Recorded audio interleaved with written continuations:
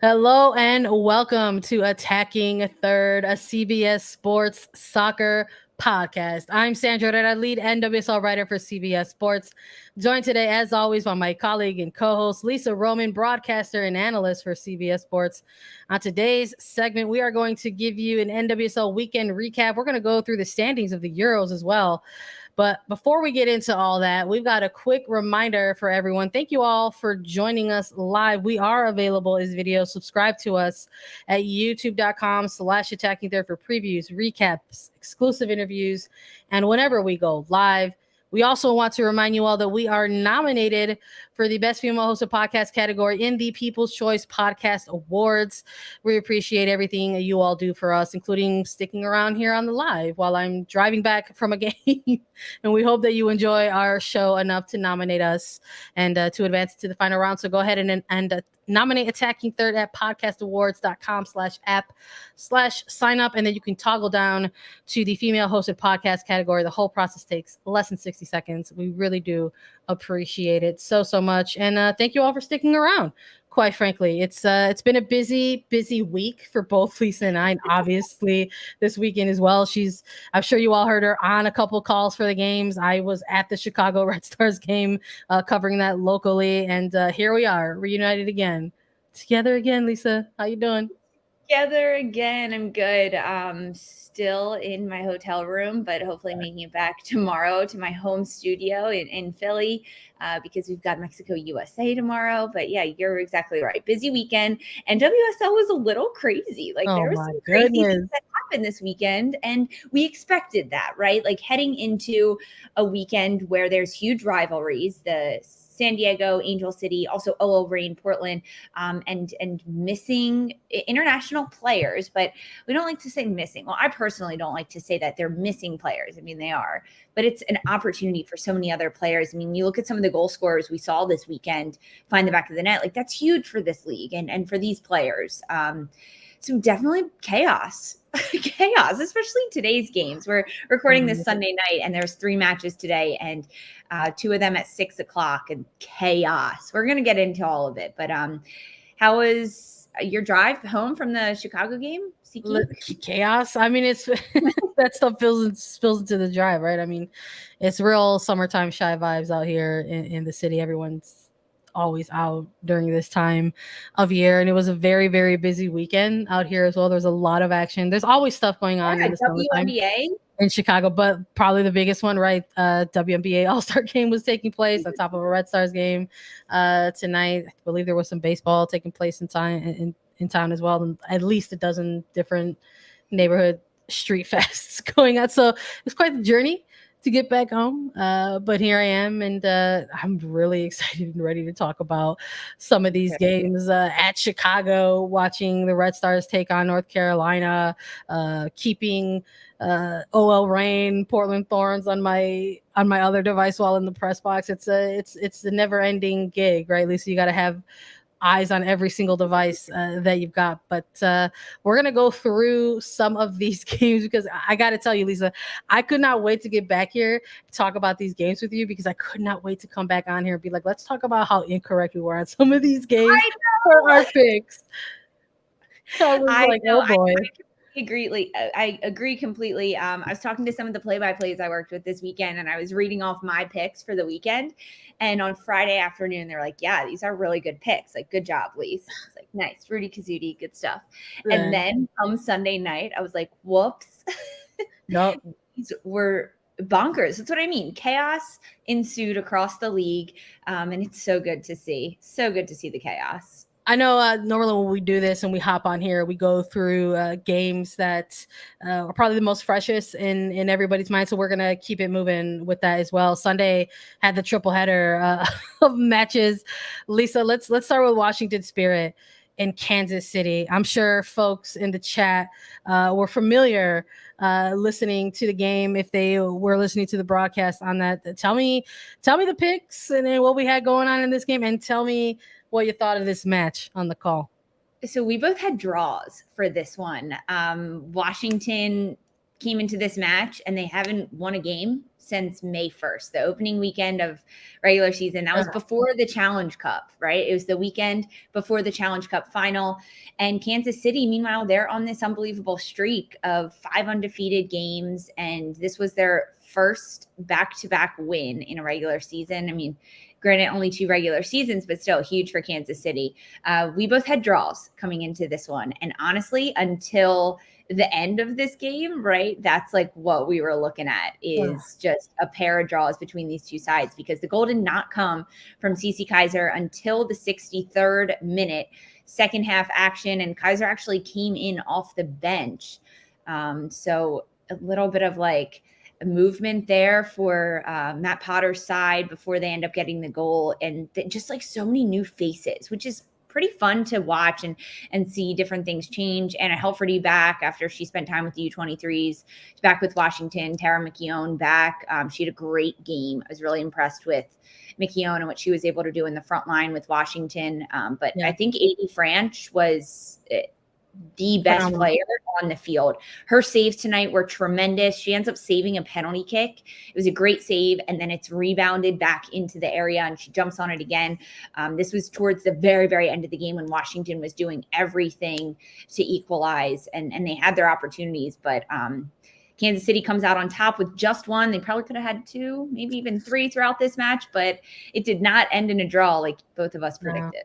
I thought maybe right in this one towards the end, like this is it, gonna get the draw. There was talk to me about this penalty. Talk to me about what you saw on the foul and in the moment when it happened, the misconversion. Walk us all through it.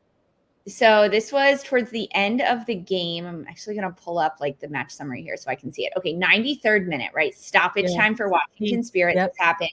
It is Alexander for Washington, who got subbed on late into this game. She started in the front line and then moved to the back line. And then Chris Ward made some tactical adjustments towards like the 75th minute of this match, realizing that Washington wasn't generating enough offense. He went to 3 in the back, pushed Alexandra forward, dropped Shiva back a little bit deeper into the midfield. So formation shift there. Alexander gets on the ball and she starts like driving into the 18-yard box. She's got 5 Kansas City defenders on her, Sandra. It was a little bit nuts. And she ends up getting fouled. It's Taylor Leach that comes in. It was a little bit of a soft foul, I'm going to be honest, but there was contact and Alexander went down. So impressed with that call from the rookie. And so then Alexander's the one that actually steps up to take this for Washington, which I was a little bit surprised about, just considering some of the other veterans on the field. Now, she's the one that drew the foul. She's also a forward and she can score and she can shoot. And I like the confidence from the rookie. Goes to take the penalty kick and it's a huge save from Adie Franch and it bounces back into play. And honestly, Alexander didn't jump on it. You're the penalty kick taker. You're the closest one to the goal and to the ball and where it rebounds back into the space. And she wasn't ready for the rebound. She was more disappointed that she didn't score, right? How can you not be? But because of that, it gives Franch a chance to jump on the ball. Players are coming in all around her. She ends up getting hurt a little bit towards the end of it. Turns out Adie Franch is okay, but very surprising that Washington didn't finish that chance at the end of it. I mean, stoppage time. That was the vibe for Sunday and these 3 matches today. Stoppage time.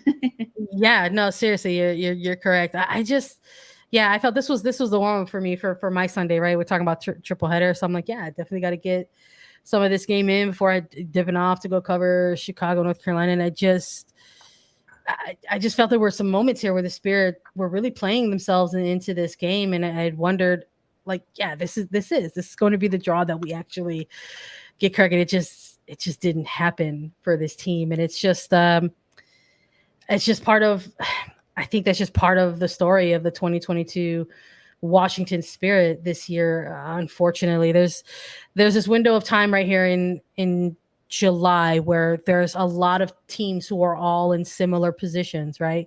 We're talking a lot about week to week when we're going to be previewing these matches in this month, where there's these key figures who are missing, typical starters for a team.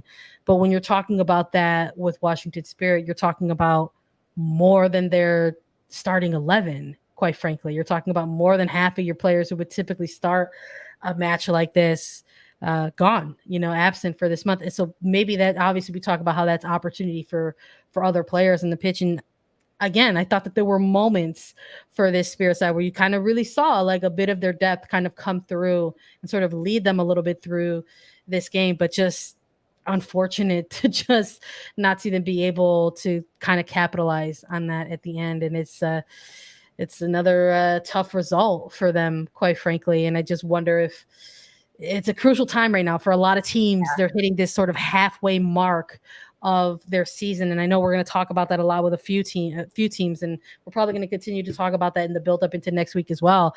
But I just wonder if you're looking at this Spirit side, if you're looking at those standings, like we've been running through them month to month, if you're wondering just sort of where and kind of picking and choosing how you're going to be picking up your points throughout the remainder of the rest of this season. But all the points going to Kansas City, and there's nothing like looking ahead into the second half of your season with a total win with all 3 points. So congrats are in order to them.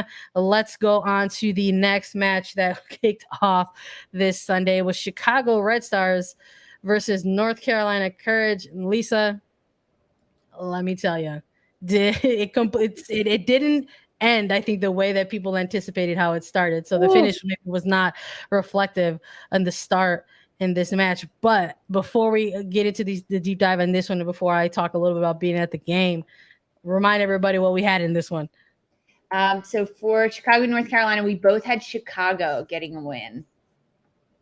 So again, we're both wrong. We're both incorrect. So let's talk a little bit about it. So I think, again, we're talking about some of the storylines that all of the teams are kind of facing going through this stretch of games.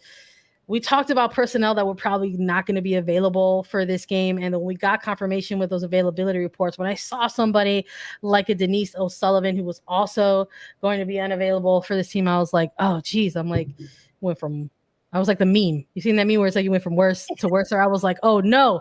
I was like, oh no, North Carolina.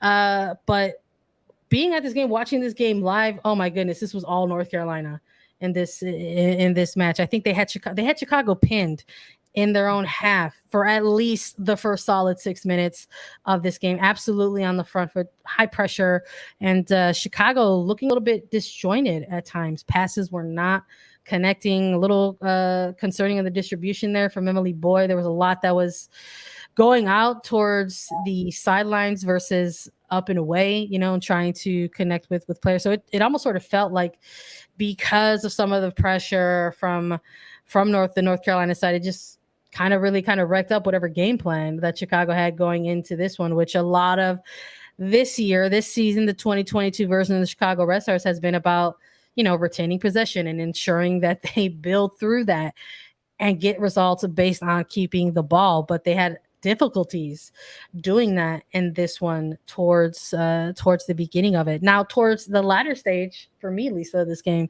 heading into halftime, things had gotten a little bit more even. After North Carolina got that goal against Chicago within the opening 15 minutes there, it kind of maybe woke things up a little bit. And that happens sometimes, for if a team is looking a little bit disjointed going into this game, going down a goal kind of wakes them up a little bit. And as it sort of rode into the halftime point, we saw Chicago close out their first half with a really good opportunity in the corner there. And it's a little bit of chaos happening in the box, but just not enough breakthrough there for them. So it seemed promising. It sort of seemed, in my opinion, like, okay, team is going down a goal into halftime. Maybe they'll come out and look a little bit different, but no adjustments made for Chicago during halftime. And that was something that I was looking for going into the start of this second half. And I was like, uh-oh. Not making some adjustments here in the second half. Maybe the coaching staff saw enough there towards the end of the first half to still get that starting 11 a run out there and try to build on things. But North Carolina extended the lead in this game just 3 minutes into the second half. And that's tough to do, I think, if you're trying to still work that momentum back in your favor, especially as the home side in this game. For sure. You got to, I want to give a shout out. Carson Pickett, first NWSL goal. North Carolina, she got the opening goal for them in the first half, as Sandra was just alluding to, 22nd minute. And then Brittany Radcliffe, she gets the second for North Carolina, 49th minute. Yes, just a few minutes into this second half. Now, there's been some controversy with the call here about a penalty kick. Which one? Like which one? Yeah, a few of them. Kind of what happened there? What did you see throughout this? Did some people in our chat asking, did Chicago deserve the win? What about the penalty kick that wasn't called? What are your thoughts on some of these? I don't know. I have a real hard time with the word deserved. Yeah, I really do. I have a hard time with the word. This is a Sandra statement. I feel statement. I'm not like, saying this is fact or whatever. I just have a tough time with the word deserved in pro sports. Everyone's out there on both sides of the ball trying to work hard to pick up a result, and you could use it for either way. You know what I mean? So, but no one actually won in this game. It ended up in a draw for both teams. But I honestly, I thought there was a lot of stuff that kind of didn't go called in a game like this. But I don't know if I would say it necessarily, it would impact the end if you're North Carolina. I think if you're North Carolina, you're really disappointed in yourself for allowing Amanda Kowalski to do that. Yes. Because in my opinion, North Carolina's back line was absolutely dominating and dictating the tempo of this game for both sides of the pitch. To be quite frank, they were dictating it, yes, of course, for their team, but they really caused a lot of problems for Chicago to be able to connect with each other as a team and to try to build up. And for me, there were some things there on both sides of the ball that weren't being called. I mean, there was a moment where Vanessa DiBernardo got taken out, and there could have been a really good free kick opportunity there in the game for the Red Stars, and that was not given to them, and ended up leading to that corner kick. Quite frankly, there was a set piece earlier for North Carolina that almost was an Olympic goal, and I thought that was a goal, quite frankly. But I'm up and away into the press box. I'm not on the pitch officiating this game. That's not my role. That's not my job. This is just me saying it's sort of what I saw. But I mean, I was like, North Carolina coming in here, nailing an Olympic goal. And they said, nope, there was a foul on there. So they took that away. I like that you're shouting out North Carolina's defense. Oh, so good. Yeah, great game. And Caitlin Rowland, goalkeeper for North Carolina, 5 saves throughout this match. I don't really think they really tested her until, kind of further down the stretch of the game, which I think was obviously to North Carolina's benefit. But it was great sort of seeing Carson Pickett kind of moved a little bit positionally in this game. She was kind of in the middle, helping dictate things in the middle third there for the team at times, kind of playing a little bit more centrally. Abby Erceg having a really good game. Merritt Mathias gave Sarah Lubert a ton of fits out there, 100%, which is why I thought maybe we're going to see some more halftime adjustments. But I think the subbing for Chicago went a little too long. Like maybe they really should have brought that 3 kind of player change more at the half versus kind of at the hour mark. But it contributed. The ending of this game contributed to the narrative of the chaos around this weekend. At one point, I was in the press box, and my colleague Claire Watkins can vouch for me. I'm like, Chicago's going to end up getting a goal in like the 90th minute. Like, watch what happens. And then, and I thought like that was going to be it. I was like, you know what? If this team gets a goal late in the game and they still lose, that's good for them. Like, they can build on that and go build on that into next week. No big deal. But they didn't get just the one. It was the 2. So they ended up snatching some points there from North Carolina. In the stoppage time. So looking at the timeline of it. So North Carolina is up by the 50th minute. 2-0 over Chicago in this match. The stoppage time comes, and that's when Chicago gets their first goal. Sarah Griffith, 90th +1, and then 90th +5 is the Kowalski goal. Amanda Kowalski, she gets the equalizer for Chicago, and that's the one that you're disappointed in North Carolina's back line. Yeah, it was a little bit of a soft goal on how it kind of came about, but I mean, huge for Chicago to fight till the end, and that's what I mean, chaos on this Sunday. Yeah, no, it was in the stoppage time, or opportunities really in the stoppage time. And let me tell you, sort of having like my being at this game and watching this, and then we're gonna transition here, and keeping my eye on this other one, and you'll be able to chime in on this one as well, because we're talking about Oil right now versus Portland Thorns. We have another game that ends in a 2-2 scoreline. We talked a lot about this game in the preview, Lisa. We were like, this is one of the longest standing rivalries in NWSL, organic, regional, built from the ground up, now a decade later, still in place. And another one, 2-2 with the final scoreline in this one. And I just watching I'm going ahead of my of the game here, but for me, the point of the turn of the game, I really loved seeing the goal from Sugita, and then I really loved seeing the goal from Bethany Balser as well. Give me some of your thoughts on this game, but also our picks.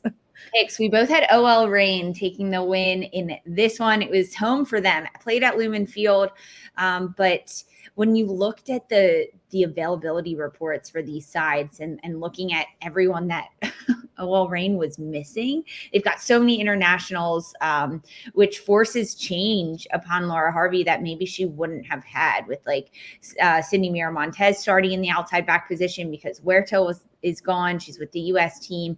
Balser gets to start, Fishlock as well, which was great, but just a lot of new names on this roster for OL Reign and in the starting lineup. And to start this match, there ends up being an own goal, which is just devastating. A devastating way for OL Reign to start it. It's McLernan. Yeah, it's McLernan. She's ends up the defender for OL Reign, finds the back of the net, and within about a minute, OL Reign equalize, technically on themselves, but they get an equalizer. Yeah. So this was crazy. I was actually still calling the other game, but I was watching this one happen and like looking at like the timeline of events of this.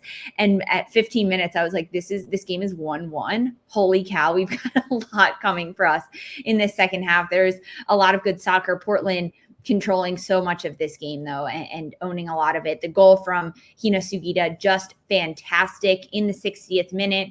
So that was the second, and what could have been the game winner for Portland. Ultimately, a flurry of changes happened, and then in the 81st minute, Bethany Balser, tremendous. This is what OL Reign is missing, right? They don't have that goal scorer. When you look through their roster, they have so many different players that can do incredible things and are so creative and good on the ball. They're stacked in that department in terms of playmakers, creative players, but they don't have that goal scorer, that player that's just going to do anything and everything to get the ball in the back of the net. You look at an Ashley Hatch or an Alex Morgan, and OL Reign doesn't have that. And Bethany Balser can be that player for them. And she's on track to do that. And her goal tonight, fantastic. The equalizer for OL Reign in the 81st minute. And then a slew of yellow cards at the end of this one. Fishlock gets one, getting rowdy towards the end of this game. But I want to see more of that from Bethany Balser. And perhaps this is the moment where she'll get to do that. I'm with you. I think this one delivered, quite frankly. I was seeing some of the reaction to the game of this in real time online, obviously, when we're all logged in. We never log off, right? And just sort of seeing the reaction to it, I just brought a smile to my face. I just thought, like, this is just like so great to see that how this has just built up over time. And I know folks were excited about seeing somebody like Tobin Heath in the availability on the game day roster. Like, what was their potential to see, the return there? Laura Harvey in post game just sort of confirming that it wasn't gamesmanship, but it was just really about, getting Tobin Heath back into a team environment with the club on the bench, but she's close to getting minutes back with the team. So even, that was stuff like that is really good to see as well. And you know what? I know when we started off doing previews in July, Lisa, I was like, you know what? It's going to be draws. Like, everyone should be. This is like the energy with these final two games to close out Sunday. I was like, this is what I was talking about. Like, this right here. Like, there's just going to be a lot of that. A lot of the energy is going to be like, well, we're just going to get a result. We're just going to get this result. So let's go ahead and take a quick break because we've got more games to get through for everyone. And we've got to talk a little bit about some more global women's soccer happening across the world. So stay tuned. We'll be back to break all that down for you next. Hold your breath. Brianna Scurry. She was before Venus and Serena. She broke the mold. You're looking at a game that already doesn't have a lot of black women, and she's dominating. One of the greatest we've ever seen in the world. I experienced life in its hardest. I was in the depths of hell, and somebody threw me a lifeline.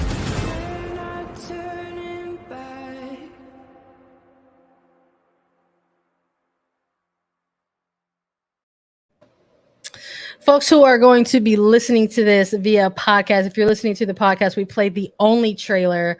July 12th on Paramount Plus is where you can watch it. We had a great time with Brianna Scurry out in LA. She joined us for our live show. Every time I see that trailer, Lisa, I get so amped. Chills. I know it started playing, and for everyone on YouTube, that's what you watch. And Sandra and I can still see each other behind the scenes here. And she starts fist pumping. I didn't tell her that was our trailer. That was our promo for today. The only Brianna Scurry. It is fantastic. Sneak peek. I got a screener of the whole movie. I watched it on my flight down here to call these games. Chills. This is so great. I was just reliving like the days of the 99ers. Her story is fantastic. She's an incredible person, athlete, human, and her story deserves to be told. Definitely check out The Only. And if you're listening as a podcast right now, watch the trailer first because it'll give you chills and hype you up for the documentary dropping on Paramount Plus July 12th.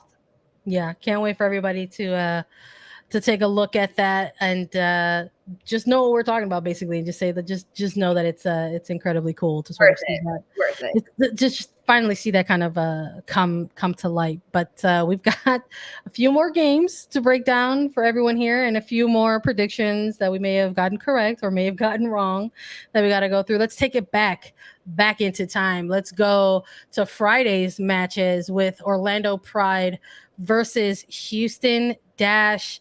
I can't wait to get your thoughts on this one, Lisa. We've got Orlando Pride 1-0. Tell us the picks and tell us what you saw in this match on the call. You had Houston winning this one. I had Orlando getting the win over Houston. I just thought that Orlando was going to pull something out, and they for sure did. It actually ends up being called an own goal. It was not called an own goal in real time. And for anyone that watched this game live, I was on the call with Josh Eastern, and we thought it was an own goal. During the highlights, I was like, yeah, it's going to be changed as an own goal. It goes this goal coming from an Orlando corner kick in the 79th minute. It gets half cleared out by Houston, sent back into the box by Orlando. And then Kylie Strom flicks it on with her head, but it ends up going off the knee of Prysock and then just skimming under Jane Campbell's arm. It was like slow motion watching this ball go in, but definitely an own goal, and it is awarded as an own goal. So Strom for about like maybe 45 minutes there thought she had back-to-back goals and back-to-back games for Orlando Pride. She did not, though. But this game was a lot of different vibes in this game. I mean, Darian Jenkins is an incredibly impressive and fun player to watch. She just does so much in the attack for Orlando. I think Erin McLeod in goal for Orlando had a really good game as well. With Houston, I didn't see as much as I wanted to see from Ebony Salmon, right? We saw this trade happen with Racing Louisville, sending Salmon to Houston, and Houston losing a lot of players during this international break, all of their goal scorers, right? The last time Houston and Orlando played, it was a 5-0 win for Houston. Nichelle Prince getting the first hat trick in Dash history, Rachel Daly getting on the board, and Prince not there, Daly not there, Sanchez not there, Sophie Schmidt in the midfield not there. And because of that, I wanted more players to step up from Houston, and they battled and they had their moments. I think that Timrak did just a fantastic job for Orlando. She was all over the pitch, and ultimately Orlando comes out with it in the end. It ends up being an own goal, but they had more of the chances. 11 shots for Orlando to 6 for Houston, 6 on target out of Orlando's 11 shots. It was a good game for Orlando, I'm going to say. Yeah, I was impressed with actually how they came out. I mean, I thought that they were going to get another one, quite frankly. We'll get one prior to that late own goal, because you're talking about an own goal that's occurring with, a few, maybe 10 11, 12, 13 minutes left in the game, depending on stoppage at this point. But in the build-up, even leading up to that 80th minute or so, I'm with you. I thought that they had some good looks, or the pride in terms of their attacking third to be able to try to capitalize on that. But that's just not how it rolled out. I mean, we saw a lot of draws this weekend, and sometimes we see a lot of narrow score lines in the National Women's Soccer League as well. And this was, I think, one of those where you're just sort of you generate your attack in the best possible way you can. And I guess for Orlando this night, it was forcing an own goal, creating a bit of chaos, to ensure that something like that happens. I'm with you. In terms of sort of some of the performances that we saw on the Houston side of things, Lisa, I think if you make a move for a player like, if you're Houston and you make a move for a player like Salmon, and you're giving this player the start, you want to see them attack, generate, but this is a player that wasn't able to get on the ball a whole lot. Maybe looking here at the stats, just 26 total touches over her 90 minutes. So either they're not finding her or they're not connecting with her. And a part of that is, hey, it's a new player to the squad. You're getting adjusted. Players are going to probably be getting more familiar with her movement on the pitch as time goes on. So I'm hopeful that she can create an impact for this team in the near future. But it just unfortunately which wasn't happening in this game tonight. So, or in this game on Friday night. So big win, I think, for Houston in terms of the game that they were coming off of, that big NASCAR race kind of game, and then sort of build off a draw. So it's something they can point at and say, hey, we're undefeated in these two games as we sort of look ahead to this second half of the season. Now, the other match on Friday evening, we had Racing. Jump on to this next match. I'm sorry. I'm pulling out my notebook for these games. I have my notebooks for attacking third. I got my notebooks for the game, and I write down players' names, and during games I write down like key moments and things that I like that I can reference throughout. And I have Jane Campbell's name written down a number of times. She had a good match. A lot of saves for Houston at 6 throughout this match. It was 1-0 for a reason. Yeah, and it ended up being an own goal, and it just barely went under Campbell's arm. So I just wanted to shout her out because I 100% a lot in my notebook. Yeah, I love that the broadcaster's notebook. Just I gotta say it. No, I'm with you. They're like, I know. I pulled out my giant reason of all my broadcasting notes because now we're talking about all these games. I got to get them out. Yeah, no, there's 100%. There's absolutely a reason why it ended in a narrow score like that 1-0. The next one that happened on Friday was Racing Louisville versus Gotham FC. Lisa, we got to talk about it. 2-1 the scoreline in this one.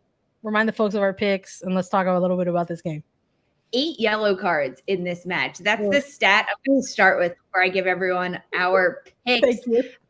We both had Racing Louisville taking the win in this game, and that is not the case at all. They go down a goal, and an amazing screamer from Paige Monahan for Gotham to start the goal scoring in the 25th minute. It was tremendous. You've been talking about Paige Monahan, and you thought last week against Chicago, Monahan was going to take off and get this type of screamer. She didn't. She saved it for the Louisville match. She said, I'm going to show up in this one. I appreciate that. I like saying, hey, I want to see this certain type of performance from a player, and then the player delivers. It's an awesome feeling. I mean, listen, watching Paige Monahan, like I said, sort of me keeping an eye on her is knowing the type of damage she could do. She's given the Chicago Red Stars fits, and I've gotten to see that in person at times, covering games locally out here, and watching that happen against Louisville, I was like, okay, this is the one. And you can see too the energy, the body language in which this goal takes place, the opening goal in which it takes place. It's like you could just tell it's like the well had water all of a sudden. The pores were cleansed. Everybody was feeling well rested and hydrated. You could just see like the whole body language around the celebration of this goal. It was like very, very celebratory for Gotham. I would imagine that they're not a team that's unaware of their current struggles in 2022. So them finally getting on the scoreboard in this game, it was obvious that they were elated. It was huge. And the most fun fact about Gotham that I heard right before this match kicked off is that every game that Gotham won, they've had a clean sheet. And every game that Gotham lost, they had not scored. So they had been shut out. So basically, if Gotham scored, they were going to win up until this point. And I mean, I guess that still stands, but they gave up a goal, one to Racing Louisville in this match. It's DeMello. Of course, it's DeMello, not off a set piece, though, run of play. A beautiful shot by her. It was truly tremendous. We're seeing things in the chat. DeMello 2023 World Cup. I'm here for it because this goal was fantastic from DeMello. We've now seen her do it in such a variety of ways and impact this game for Racing Louisville. She's such a fun player to watch, and it's really impressive to see. But Gotham ends up getting the game winner, and it's Taylor Smith. Huge. She got released from North Carolina, or her and the club parted ways. I'm not entirely sure of the terminology, and Gotham was able to pick her up. And what a huge grab for Scott Parkinson, for Gotham. They need goal scorers right now, and someone that can kind of kickstart their attack, light a fire under them, bring something different to what Gotham has been struggling to do this year. And Taylor Smith seems to be the answer at this point. She gets the game winner for Gotham at the end of this match. That goal coming in the 80th minute. Kawasumi nods the assist. Is huge. I enjoyed this game from beginning to end. Watching Gotham get the breakthrough. Honestly, watching DeMello level it up. It was so awesome to see that. We talked again. Going into July, we're like, this is going to be the opportunity. This is the moment for certain players to sort of grab onto it and maybe never give it back. Quite frankly, making decisions hard for coaching staffs once maybe other players return to rosters. And you're seeing somebody like DeMello, and the growth week to week is a player that's saying, you need to have me in the starting 11. No more coming off the bench, right? So it hasn't been that way for a while for her, and with good reason, because she's nailing him on set pieces. Apparently can nail him in the run of play, and it was such a great goal to sort of see from the young rookie. So I'm with it. It was fantastic, another fantastic performance for her. But got to talk about Taylor Smith, like you mentioned, Lisa. You got to give me a second to talk about this too. I love that you brought up the goal, and seeing again absolute scenes around Taylor Smith nailing what ended up being the game winner in this one. But also just the way in which this goal developed is not something that we've been able to see from Gotham in a consistent basis this year, right? It's something that we thought we were going to see, but just haven't seen it. We saw this excellent ball through from Naho Kawasumi. You're talking just breaking the line to connect with Taylor Smith, who had the presence of mind to continue her run as soon as she saw Kawasumi get on this ball, and then just completely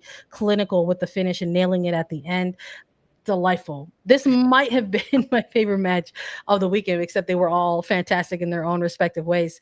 But big win, I think, for Gotham, as they have a number of games in hand, more than some other teams at the moment. A lot of teams are hitting the halfway point, this month for the season, and they're going to be embarking on the second half of their seasons. But Gotham has a chunk of a couple games there under their belt as well in hand to sort of aid them perhaps towards the end of the season. So getting a win like this during a time like this in the month of July, I think is big for this team for sure. Last one, Lisa, you ready? I am so ready. We got to talk about this California Clash. California love. Let's go. Angel City FC. I will never San Diego Wave versus San Diego Wave FC. 2-1. Angel City. Claire Emsley said, not today. 2-1. Lisa, what were the picks? And let's talk about this game. Oh, the picks. Gosh, I had them all up all episode. I just closed them. I had San Diego. You had Angel City. Congratulations, Sandra. Yes, thank you. I just want to thank the entire city of Los Angeles. I want to thank Angel City Ross. I want to thank the arrival of Claire Emsley. I want to thank Sydney LaRue for bringing the energy Jen Gardner at the game, bringing out the orange slices with Glennon after full time. I mean, this game was insane. 22,000 they reported at the sold out, a sellout. Huge. The calling this game was tremendous to have that type of crowd at Bank of California Stadium. It was huge. You could just feel the energy throughout the entirety of this game, and all of it in favor of Angel City, which is exactly what you want in a rivalry match, and B, a home match for Angel City. Perhaps one of the biggest games of the weekend, I'm going to say. Although OL Reign Portland, that Cascadia rivalry is always huge. This was the first between Angel City and San Diego in the regular season, of course, and the first at Bank of California Stadium. There was a lot heading into this match, so much buildup, and it all got started incredibly fast. Angel City opens the scoring. A nice little assist from June Endo finding none other than Captain Allie Riley, overlapping run from the outside back position, and she ends up getting a goal right between Carly Telford's legs. And honestly, the celebration from Riley, better than the goal, because she was just so happy, and like, how could she not be? That stadium just went nuts. That's the other thing I think I'm looking at too. Like, now that we're hitting a certain point in the season, I'm looking at the goal sellies too. You've had time to perfect some of these, folks. I love the goal sellies, so I want to see more of it. Hopefully we get to continue to see more of it as the season enters the second half. But you could just tell how much it meant to Allie Riley in that moment to get that goal and playing in her hometown, playing for Angel City, in this huge rivalry. It was just pure excitement from her. But as this match went on, just a few minutes later, Tyler Lucy gets her first yellow card. You might not think anything of it if you happens in this game, but she gets her first yellow card. Definitely a foul, maybe a little bit weak of a call, though. I think there was a lot of falls throughout this game, and so many different fouls, and a lot of them uncalled for. I know that the fans in the stadium weren't too happy about it. Overall, 9 to Angel City, 7 to San Diego throughout the entirety of this match. But Tyler Lucy gets her first one in the 22nd minute. She ends up getting a second one towards the end of this game and has to be taken out, but not before San Diego makes some incredible changes. I'm just so impressed with Casey Stoney, Sandra. And I've said it before, but her game management and her ability to know the players that she has, understands what the players that she has on her roster can do and how they can change a game. She subs on Katie Johnson, and immediately Johnson changes the game. And that's what San Diego needed in that moment. And she ends up getting the assist on the Kristen McNabb goal that becomes the equalizer in this match. The 59th minute, so just before the hour mark, it was huge. Honestly, that equalizer was huge for San Diego. Yeah, I think the timing of it too, like you're specifically mentioning the hour mark and Casey Stoney as well. I think that's what I was looking at too. I love, more than the end of the matchups that we see team to team or individual matchups that we see 1v1s and duels on the pitch between players, I really love the coaching battles as well. So looking into this one, I kind of had it going a little bit towards Stoney's way, just because I like how she has taken control over her team, managed a team through their inaugural season, quite frankly, versus somebody like a Freya Coombe, who has some NWSL experience already with outside of Angel City, and then came in as a coach. And there are moments, I think even you and I, we were talking about last week, being out in California, watching the team in action out in LA, curious about some of the tactics, curious about some of the substitutions or lack thereof for these players during the beginning part of this season so far. But something happened in this game, and I think it really was the fact that Tyler Lucy ended up leaving the game. So you have a game that's leveled at this point. But the thing about going down a player or missing a player from another team is something like that opens up a game, not just for the opposition, but even for the team that it impacts. And so we saw some of that energy, kind of that momentum kind of shift just enough in Angel City's favor, where they were able to like they were capitalize on pissed that. off. It's like Angel City got so pissed off that Lucy got that second yellow card, which sends her off the field. And Lucy was pissed. You could see that. She looked like she was trying not to cry. So much frustration from her. I felt for that player as she's leaving the pitch. And that happens in the 79th minute. Not but 2 minutes later, Angel City gets the ball and they go in the attack. At this point, there's been a bit of rotation. Sydney Leroux got in the start, her first start with Angel City, 90 minutes for Leroux. Simone Charlie had come into the pitch and gotten significant minutes, and she's part of this play. And before you know it, Angel City is into the attack. Recaro has subbed on as well. She sends a cross in, and what ends up intending to go to Leroux, it's behind Leroux. It's off of the target. It's Claire Emsley, Scottish international, getting her first minutes with Angel City. The ball falls to her on a silver platter. She does not take that opportunity for granted, and she finds the back of the net. It was such a clinical finish in such a high stress moment for a player like Emsley to it was one of the greatest moments watching this game as Emsley scores this goal in what turns out to be the 81st minute and ends up being the game winner. Huge. Scenes, Lisa. Absolutely. I was freaking out. I was like, what is happening? Absolute. Whoever was watching this game at home and screamed at that moment or jumps out of their chair, know that we are also doing that in the booth. I actually mute myself a lot because I don't want to audibly gasp a lot on air. So I mute myself and I'm like, what's happening? Just a little insight. I think it absolutely delivered. I think for me, the regular season chapter of this rivalry for these two teams, I thought it absolutely delivered. I thought it was one of the better performances that we've seen from Angel City.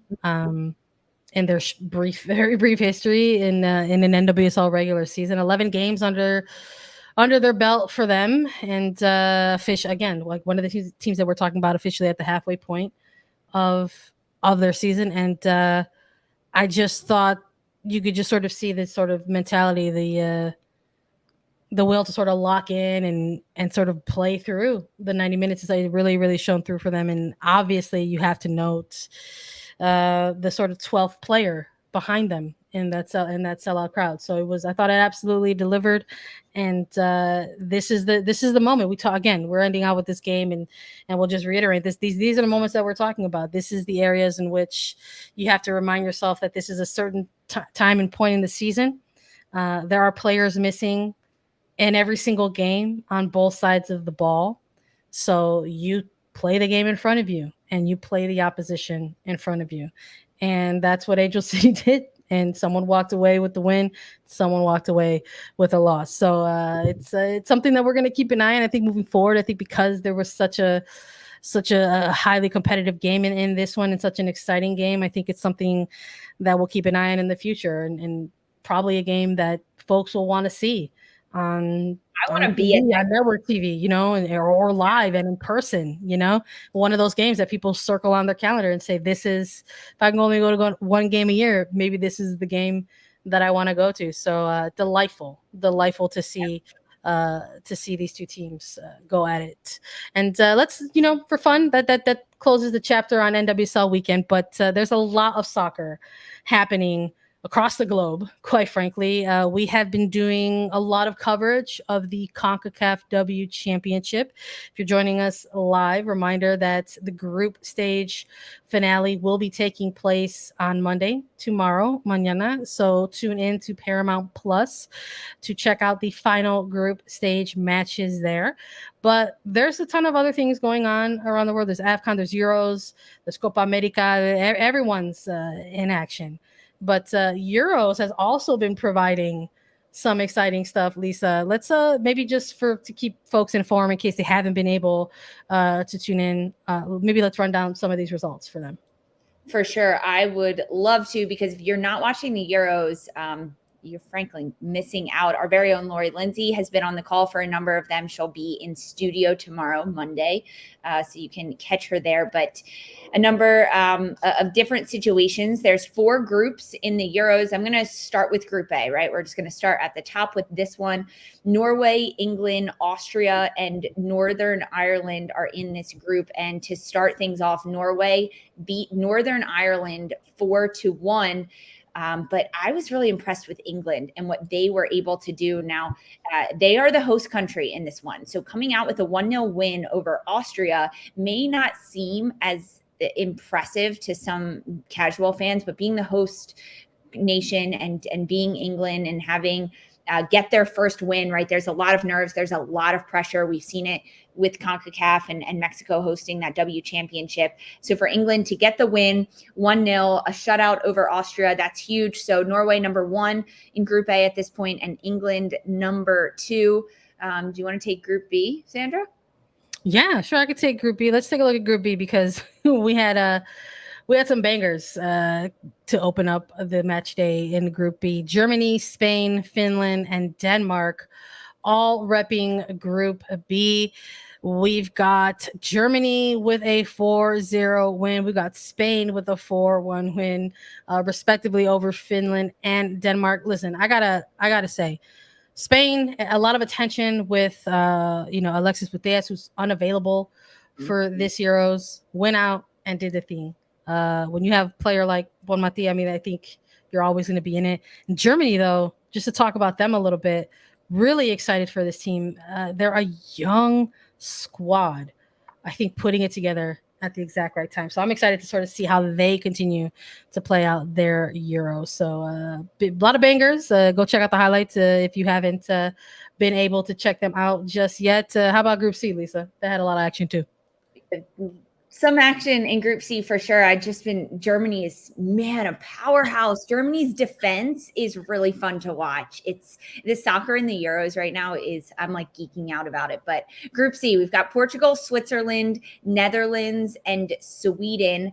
Portugal played against Switzerland first and Netherlands against Sweden.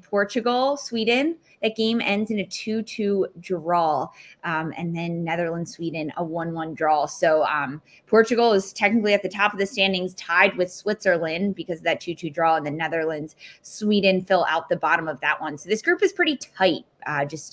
Based on the play, I think it'll shake out a little bit. I think Portugal will find a way. On Wednesday is when this group plays again. Portugal will take on the Netherlands. So Switzerland against Sweden. So that happens on Wednesday. So these are spread out a little bit in terms of like CONCACAF and W Championship, but ties across the board in Group C for the Euros. We had a mix in Group D, had a win and a draw in that one. You had Iceland and Belgium playing out to their draw, but France, a 5-1 win for them. Looking saucy, looking really, really good right now over Italy, who I think looked a little lost at times. I think during this match against France, but good on the French side to go ahead and deliver the big dub and their match day 1. For France, all the goals coming in the first 45 minutes. So imagine you're Italy heading into the locker room and you're now losing 5-0. They end up getting one back, which is great, right? But I think there was a lot of question marks about France and kind of how they were going to compete in this Euros. Yeah. And if they were going to be what everyone had expected them to be or could expect them to be. And I think this was a statement game for France against Italy. I think those questions are around a team. I've been around a team like France for a little while now, their program and the personnel that they have. But I think like those are early questions right now. I think they're going to honestly pretty much breeze through this group stage. And I think that's a question more for potentially later down the line in the knockout rounds. I just think that, because I mean, you look at maybe someone who was around Italy, there was a lot of energy around this team as well, and they just look lost and flat. You know what I mean? So we'll see what happens. Everybody keep your eye on the Euros. Shout out to Copa America. They're also a tournament that's getting underway. Match day 1 in the books. 2 groups, similar to CONCACAF, 2 groups, Group A and a Group B, 5 teams in each of the groups. Ecuador and Colombia currently on top of their standings, with Chile, Paraguay, and Bolivia closing out Group A after match day 1. And for Group B, might be familiar with a couple Brazilians on the Brazilian national team in the Viña Queralin. They are on top of Group B right now with 3 points, and Venezuela is right behind them, followed by Peru, Uruguay, and Argentina to close out Group B. So the cool thing about some of these particular competitions is you can, if you are able to get access to them on the state side of things, you're able to. I believe people are using beIN Sports to watch women's AFCON right now, which is that's actually a thing that everybody should be watching if they get a chance. 3 groups, 4 teams, or 4 teams in each group. Morocco, Zambia, South Africa on top of their groups right now. Nigeria with a big win today, making things interesting in Group C, right behind South Africa, but people are using beIN for that. I believe ESPN, Fox for the other ones. So it's accessible, a lot of these things. I think if folks are getting a chance stateside to sort of spread out their soccer in the summer, it's a big summer of soccer. I really hope people are taking the time to tune in whenever they can, whether it's league-wide for NWSL or some of these other really, really fun competitions that we're shouting out right now. A lot of work going on behind the scenes for these two, right, Lisa? There's a lot of work going on. Not only is the soccer fantastic, but people that have been around Attacking Third, you'll hear some familiar faces. Lori Lindsay, she's on the call for a lot of these. Melissa Ortiz, who we had on for the Colombia preview when U.S. Had those friendlies against Colombia. She's on Copa America. I believe Lori Lindsay's doing some Copa America too. So you'll recognize some friendly voices from Attacking Third when you watch these. But soccer is just amazing, right? It's great to see the competition and how certain players, you'll recognize some of them. I know you talked about the Brazilians that are in the NWSL, and watching them for their nations and seeing if they're in different positions or the different roles they have. It's a great way to learn the game and continue absorbing it. And this is the summer of soccer. There's a lot going on. It is fantastic. We're keeping up with it all. So if you don't get to watch it, we're doing our best. We'll pull you guys in here, but try to watch them because, man, this football is amazing. All day tomorrow. Watch it all. During the day, you've got the Euros. At night, you've got CONCACAF W Championship. Just turn on your TV and watch soccer all day. Call out of work. We are exhausted, but we are happy to be here. And that's the vibe. And that's the energy. We're going to keep going. Listen, we hope you have all enjoyed what we have been talking about here today in Attacking Third, and everything that we talk about on Attacking Third, quite frankly. And honestly, if you have enjoyed everything, I just want to remind you that we've been nominated for the Best Female Hosted Podcast category in the People's Choice Podcast Awards. So if you can do us a major favor, we appreciate everything you all do for us and hopping on these lives for us. But go on over and vote for us during this window of time of the voting period to advance to the final round. So to nominate Attacking Third, you go to podcastawards.com/app/sign-up, toggle down to the female hosted podcast category. Go ahead and vote for us. It takes a quick 60 seconds. Do it online. If you do watch us on YouTube, we have a really cool little QR code in the corner there that you can go ahead and use to vote for us. So we really appreciate the help. Thanks for sticking around and listening to Attacking Third. Follow us on TikTok, Twitter, and Instagram at Attacking Third. Or on Apple Podcasts, Spotify, Stitcher, anywhere you listen to your shows. We're available as video. Hit subscribe, youtube.com/Attacking Third. And Lisa and I will be back covering the CONCACAF W Championship in depth. United States versus Mexico coming up, y'all. It's going to be a big one tomorrow on Paramount Plus. We're going to hit you with the live recap, so watch us after the game. For Sandra Herrera and Lisa Roman, this was Attacking Third.